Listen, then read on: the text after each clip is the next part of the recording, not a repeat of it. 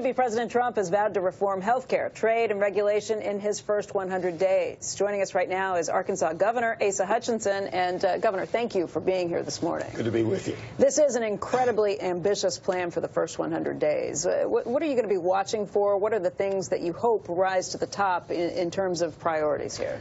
How he's going to do it.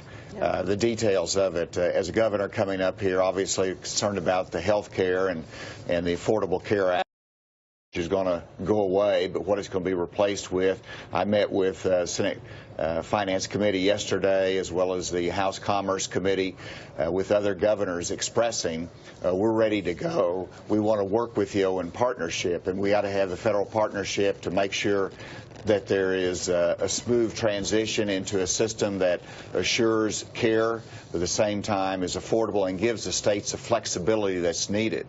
And so we're waiting for details as President-elect Trump carries out his agenda. What did you get back from the people you talked to on the Hill yesterday? You know, it's pretty exciting when governors can come here and we meet with the senators and they're actually taking notes on what you're saying. And so what we got out of it is that a pledge to work more. They want to know our views. They want to make sure they have something within our time frame. They were really asking our guidance as to how quick can you do this if we transition? How much time do you need? Second, and what's the answer to that? What did you tell them? I told them that we can do it very quickly.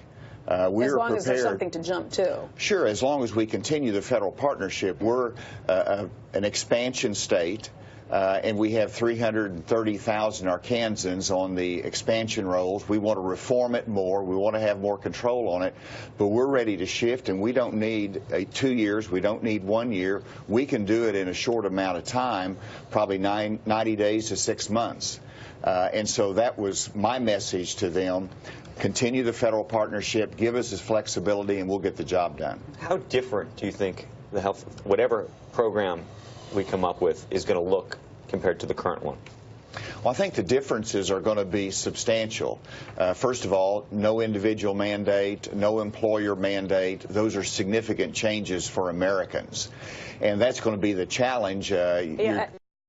No individual mandate. How do you make it affordable? Well, like I said, that is a challenge for it, but you've got a number of different aspects of it. You're going to be able, for example, on the exchanges that helps the middle class, just convert that to a tax credit system, which gives exchanges may be here, may not be here, but the system of giving support can happen through a credit system as well as through a direct subsidy. And so that's manageable and it's a simpler system. The second aspect of it is the expansion, and that can be handled through more flexibility of the states, a block grant type approach, putting in responsibility, work requirements that actually are meaningful. Maybe more choice, allowing younger people, not to buy Cadillac plans. Right.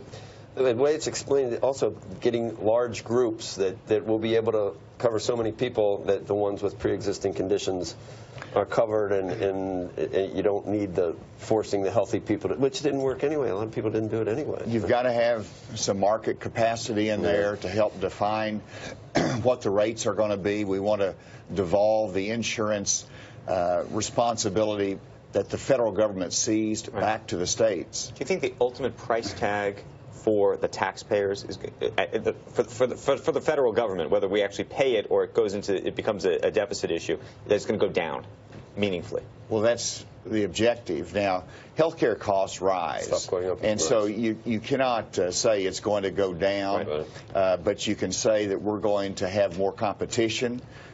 We're going to have more competitive pricing, and hopefully that will put constraints on the pricing of both insurance and health care. Governor, let's talk a little bit about the trade issue, because that's one that, when we look at the border tax, some people call it the Walmart tax, essentially. That Walmart in your hometown going to be the one that bears the brunt of paying a big tax on things that they're importing that are made overseas. What do you think about the border tax? What do you think about what we could do when it comes to corporate tax reform?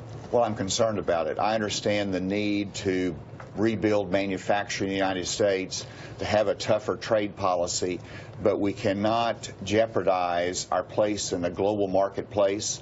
And whether you call it a border tax or a tariff, if you put a cost on the bringing in goods into our country, then it's going to be a challenge, raise the cost to consumers, but it's also going to invite retaliation. In a state like Arkansas, not only do we have Walmart, but also Tyson's, but also we have agriculture. And if you have other countries retaliating against the United States, it's going to cost us in our agricultural exports. And that retaliation is something we'd be very concerned about. So Arkansas is dependent upon the global marketplace. We don't want to diminish that. Okay. You glad the agriculture guy's first name is Sonny? I am. I am. I mean, it sounds like a Southern name to me, and that's a good Guy sign. who knows about agriculture. Sonny. Get Sonny Perdue in there. Huh? It's almost as That's all good I as needed Bubba, to know. but That's all I need to hear. Sonny Perdue's going to be a great Exactly. leader. Governor, thank you for your time today. We appreciate Georgia, it. too. Best place. All right, coming up.